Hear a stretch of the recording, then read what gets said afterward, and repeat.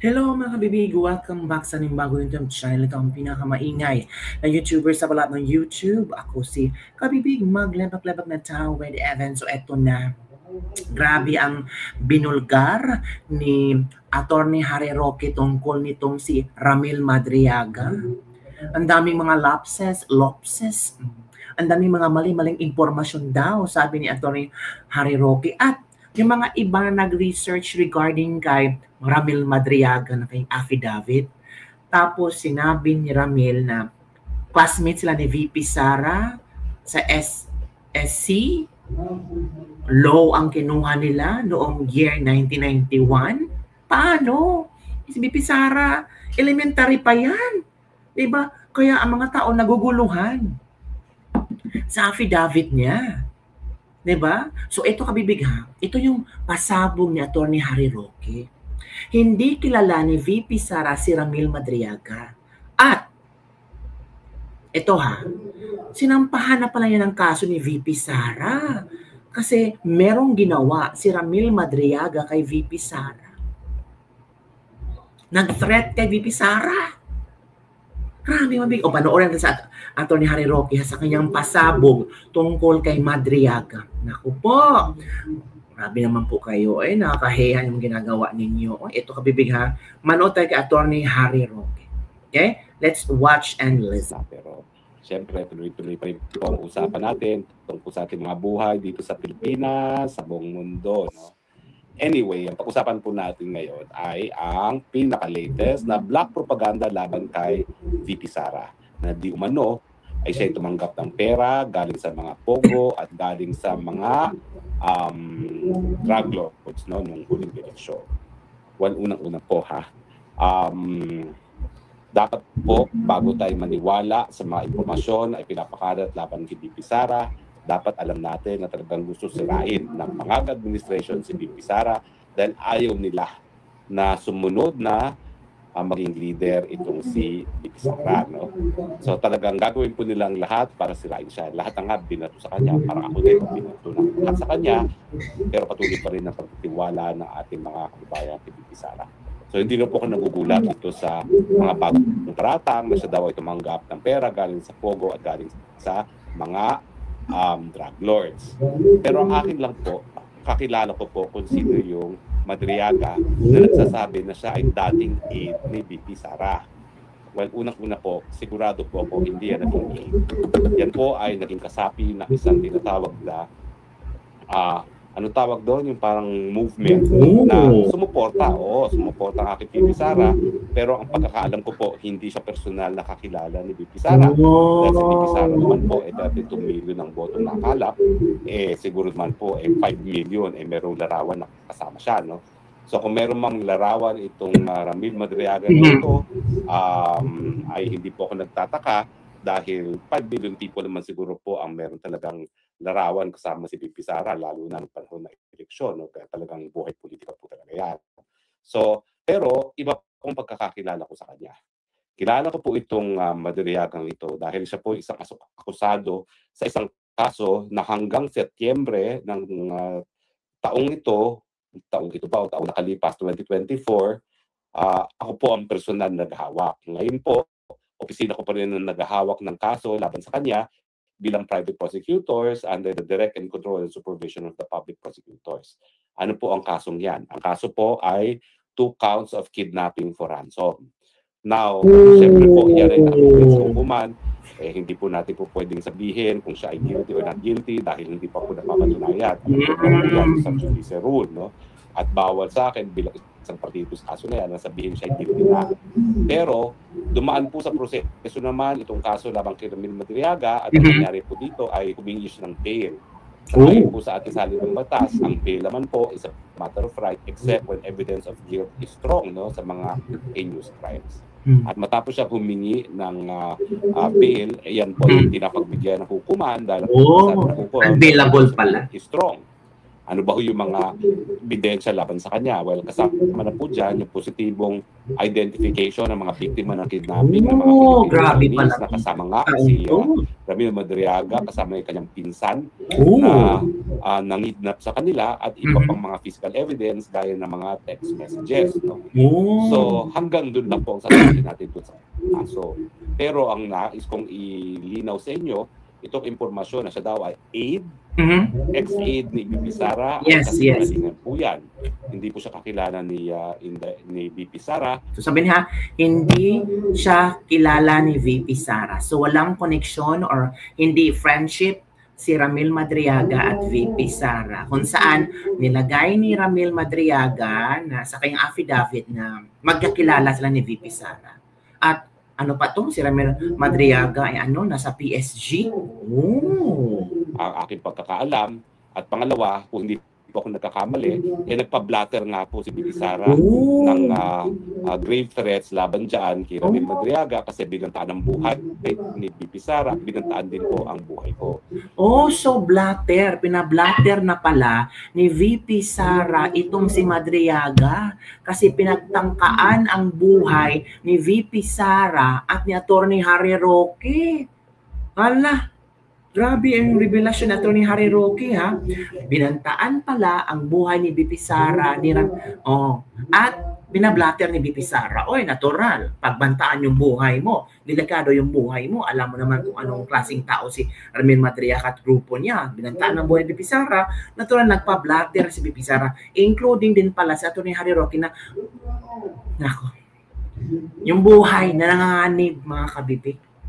Kaya ngayon marami mga netizen are asking kung totoo ba itong si Madriaga? Totoo ba yung mga sinasabi niya? Diba? So yun kabibig ang share ni Atty. Harry Roque tungkol kay Madriaga. Ito kabibig ha. May nabasa ako dito, mga kabibig. Sabi ni Kevin, hindi ko ito kilala ha. According to Madriaga, he served under former President Rodrigo Roa Duterte's PSG. Paano nag-serve ka when you are not even an active soldier or uniform personnel? Tama. Mahigpit si PSG on that matter. Even PNP, they are not considered PSG as they are part of the PSG na OPCON unit ng PSG. Number 2, paano ikaw ang convoy commander ng time ni PRRD? Mahiya ka naman. Nag-training pa sila sa Russia, China, tapos ikaw na walang military background, ikaw ang napagkatiwalaan na mag-handle niyan? Mas mataas ka pa sa group commander? Pangatlo. Former President Rodrigo Roa Duterte respects his PSG. Hindi siya magbabypass ng chain of command. Sobrang labo ng kwento mo. At pang-apat, bakit hindi kita kilala? Kasi ang nag-post na ito ay close ni Pangulong Rodrigo Roa Duterte. Again, hindi talaga pwede yung sinasabi mo. What other disrespect sa former PSG, now PSC. Ganon. Ito pa mga kabibig, ito pa yung statement ni laman ng statement ni Madriaga. Ito, basahin natin ha. Ito Educational background, I took up the College of Law from 1991 to 1995 at San Sebastian College, Manila. I graduated in 1995 and took the bar examination the same year but did not pass. So, sabi ng mga tao, ito na nabasa ko kabibig ha. Ito yung pino-point out ni Jason sa kung magkaklase kayo ni VP Sara sa tingnan natin ha, makabibig. May video ako dito nakita. Hanapin ko muna kabibig yung video ha. Ito. Ito yung video na ating sasagutin. Ito. Ganyan tayo. Huwag yun maplastarin nyo ang script ng Dapita. Classmate daw sa SSC Law School ni Ramil Madriaga, si VP Inday noong 1991. Sige, ilan taon na to ha? Gamitan natin yung calculator karon ha. Natao si Inday Sara Duterte in 1978. Okay. Gamitan natin yung calculator ha. 1991 ang iyang giingon nga classmate sila duha ni Inday Sara Duterte sa SSC Law School. Natawo si Inday Sara 1978. 1991 minus 1978 equals 13. So meaning 13 years old pa si VP Inday Sara. Aning tuig ka. 1991. Paano? Ay, oo nga. Mag-elementary pa man yata si Inday Sara aning nga tuig. Diyos ko, giunsa na ninyo. I-plaster ang inyong script. Huwag magkadimaon nagkasama. Magpasabot ana, buang-buang mo kaliwat. Bugo mo pamilya. Lusin niyo. Grabe. Mo. Grabe, no? Nakakatawa lang. O, ito ha, nabasa ko lang to ha. Just in. Former PSG commander denies knowing accuser Ramil Madriaga. Retired Brigadier General Randolph Cabangbang, former commander of the Presidential Security Group PSG, has issued statement saying he does not know Ramil Madriaga, the man whose allegations linking Vice President Sara Duterte to drug laws and Pogosteer online bus. Cabangbang speculated that Madriaga may have befriended a PSG member and used that connection to pretend to be member of the PSG. Oh, he added 2 times, there are many people like that. Oh, pretender. Madriaga remains detained at Camp Bagong Diwa on the super kidnapping charge according to police record. So, ito yung according to retired Brigadier General Randolph Cabangbang, former commander of the Presidential Security Group. Na hindi kilala, ito si Madriaga. Sunod, just in, former PSG chief Jim Niembra. Sabi niya, I don't know Ramil Madriaga. And as far as my memory serves me right, there was no such name in the PSG roster during my time. So walang pangalang Ramil Madriaga. Retired Major General Jose Ariel Niembra, a former commander of the Presidential Security Group PSG, stated in a message to Times that he does not know Ramil Madriaga. Madriaga is the man who's present. Ay nako, Madriaga nakakatawan. Ay, kaawa naman. Kasi sa ano ni Ramil Madriaga, ito pa kabibigan. Statement of Attorney Reynold Munsayak. The concocted story is preposterous. A narration to be believed, but must not only proceed from the mouth of a credible person, but the story must be credible itself. Here, aside from the fact that it comes from a polluted source, polluted source galing daw, the allegations simply defy logic and the common human experience. I do not know him personally and never had any dealings with him. My interaction with the group ISIP is limited to Attorney Ryan Kilala. Thank you. Oh, Attorney Reynold Munsayak, nagsabi siya, sino ba yan? Hindi ko siya kilala. And parang yung story nila is coming from a polluted source. Wala.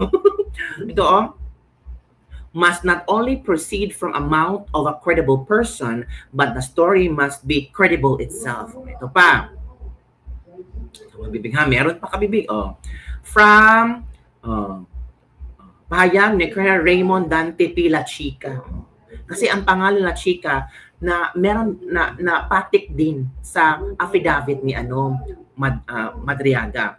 This statement is issued to address reports citing claims attributed to Mr. Ramil Lagunoy Madriaga. I categorically state that I do not know Mr. Madriaga and have no personal or professional dealings with him at any time. Nako, lahat nag-deny. Ayun, hindi ibig sabihin ng deny. Hindi sila nag-deny. Ang sinabi nila, hindi ko yan kilala. Bakit naman lang i-deny kung hindi na kilala? Diba? So, hindi nag-deny, kundi sinabi na hindi namin siya kilala. Wala yung pangalan na yan sa listahan ng mga PSG. Or baka, meron siyang friend na taga PSG at talagang ginamit lang niya. na ano siya, PSG siya, kasi may friend siya sa PSG. Katuram. Any assertion suggesting that I was associated with, recommended by, or worked with him is false and devoid of factual basis. Assignments within the Armed Forces of the Philippines, particularly to security units supporting national officials, are governed by established procedures, formal vetting, and command authority. These processes cannot be influenced by private individuals. As a career officer of the Philippine Army, I have always carried out my duties in accordance with lawful orders, established protocols, and the core values of the AFP. I take exemption to the use of my name in narratives that lack verification or institutional grounding. Nakakahiya naman ito. Oy, nakakahiya talaga kabibig. I respectfully ask the public and media to rely on verified information and official AFP sources. I remain ready to provide clarification to any competent authority as required. Colonel Raymond Dante Pilachica, PAMNSA. Paano yan, kabibig? Lahat nagsabi hindi namin siya kilala. Paano yan? Ano ba kasing drama itong La Chica na ito? Diba? Kalergi. Diba nakakatawa lang? Ito ha. From Lauren Badi. Ito. Ha. I-share ko sa inyo kung ano ang statement niya. Lauren Badi. Ito na. Magkaalaman na talaga kung ano ba talaga. I-share ko lang, baka sabihin nyo naman gagawa ko. Yan From Lorraine Badi. My BGMP source says, Trillanes and Leyte de Lima are frequent visitors of Ramil Madriaga in BGMP, the man claiming to be VP's bagman. Yeah, right? We're stupid. Hala? Ano ba naman tong bag? Hala ka? Paano sasagutin ito ni Madria? Oh my goodness. My BGMP source, credible source, na hindi pala si BP Sara ang nakipag-meeting kay Madriga, kundi iba. Trillanes at Leyte de Lima. Hindi si BP Sara, sabi di. Kasi napabalitaan, sabi ni Montulfo, from his Twitterverse na BP Sara daw, this was ng gabi, pumupunta kay Madriaga para kumbinsin si Madriaga na hindi magsalita, ganito ganyan. Pero ngayon, ito ang sinabi ni Lauren Badi. My BGMP source says Trillanes and Leyte de Lima pala ang frequent visitors of Ramil Madriaga. Ang tanong, meron bang ebidensya si Lauren Badi? Sana mapalabas niya ang pictures or videos para naman to support her information from BGMP source niya. Di ba kabibig? So far, wala pa namang statement si VP Sara. So maghintay-hintay tayo mga kabibig kung ano mang maging statement ni VP Sara. Naku po, grabe, no? Ay, naku, mga kabibig. Nakatawa lang ako ba sa... Ayaw ko lang basahin yung ano niya, yung affidavit niya kasi madaming lapses sabi ng mga netizens. So, yun lang muna kabibig ang ating Libak-Libak for today. Ano ang inyong reaction hinggil dito? Naniwala kayo kay Ramil Madriaga? Don't forget to like, subscribe, and share this video. Bye everyone. See you next time.